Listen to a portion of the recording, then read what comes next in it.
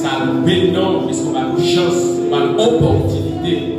On est capable de place ça. Il y a des gens qui n'ont pas de chance. On a une place ça. Il y a des gens qui la vie au final, rapide dans l'autre direction.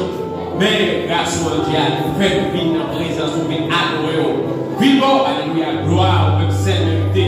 La parole a dit, ton ciel soit élevé, ton ciel soit exalté, soit glorifié. Sur toute la terre, l'éternité, à l'éternité, tu es Dieu, car tu as fait de grandes choses pour nous. Tu as effacé là dans les ordonnances, nous condamnons Dieu. Eh bien, c'est pour Dieu qui est fidèle, c'est pour Dieu avec capable, c'est nous pas les mots. David dans le psaume 103, il dit qu'on a paix éternelle, qu'on n'a pas aucun de ses péchés. C'est lui qui pardonne toutes les iniquités, qui te guérit toutes les maladies dans le ça.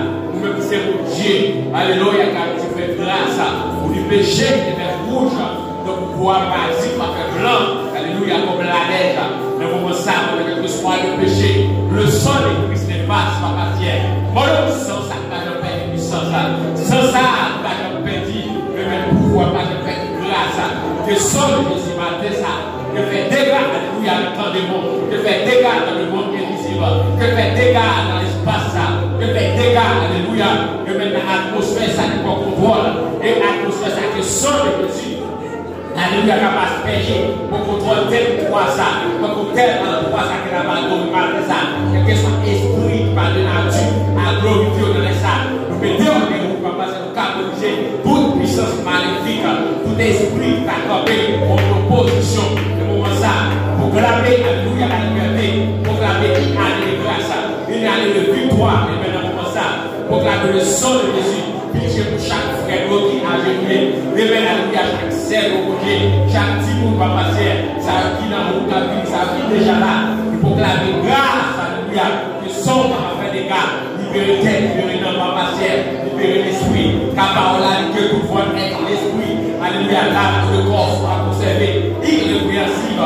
lors de l'avènement du Seigneur Jésus-Christ, demande au coup de la même ciel, pour faire grâce, libérer ça, libérer, remettre qu'à ses cordes, qui était mal, qui était jeune, remettre qui était mal, papa ciel, le moment ça fait grâce, que soit ça t'accapé, pour pécher, pour la mort, pour adorer au matin ça, dans le nom de Jésus, pour tomber devant le ciel, pour tomber des murailles, et même péché, miraille, mais condamnation, et même péché pour le gloire, matin ça, mon Dieu, pour renverser, et grâce pour Dieu, ma ciel, mais pour nos pitié, la vie pour la ciel, et adoratrice pour Dieu, comme les bons capés de père ma ciel, mon Dieu, avec grâce, matin ça, par des cantiques, mais du sentiment pour ma ciel, et l'adoration dans le ciel, et même chaque travail de mon ciel, l'entrée dans la sonorisation pour nous, et même agir par la ciel, besoin de présence pour Dieu, parce que nous ne pouvons pas dans lui, sans moi, vous pouvez rien faire, le moment ça, parce que nous l'avons l'esprit du Seigneur, là où la liberté, ma ciel, esprit de gloire, esprit de carte devant, moi aussi, nous n'avons pas ciel, il faut bagaille dans les sables de Dieu, bouger ma ciel, et même, alléluia, besoin de grâce pour Dieu, besoin de présence sur ciel. Je tente à Dieu, présence publique sur cette terre-là. Je vais écouter comme ça, Dieu, il est là, Christ et l'Esprit. Amen, Dieu, Dieu. Seul comme nous l'avons fait, matin, ça, Dieu. Nous implorons miséricorde du ciel. Nous implorons grâce du ciel. Nous implorons faveur, papa ciel. Descends sur papa ciel. Nous descendons, papa ciel. Cet esprit, descends sur papa ciel. Habiter, papa ciel. Il faut bagaille la vie du ciel. Transformer, Dieu. Même Jean, même Précède. De mettre dans la bouche d'Esaïe, papa ciel, de purifier la bouche ciel, mon purifier papa ciel, purifier chaque bouche, de transformer chaque cœur, de mettre libérer chaque nom, papa ciel, mon fait grâce à l'église, et maintenant Dieu, et maintenant Dieu, lui de poser, de chaque membre, ça va faire la caille au ciel, ça va faire malade, pour faire grâce, papa ciel, pitié, comme ça, reste comme ça, béni, moment de réussite, au nom de Jésus. Pour de souveraineté, alléluia, amen. Connaît avec frustration pour agir comme ça.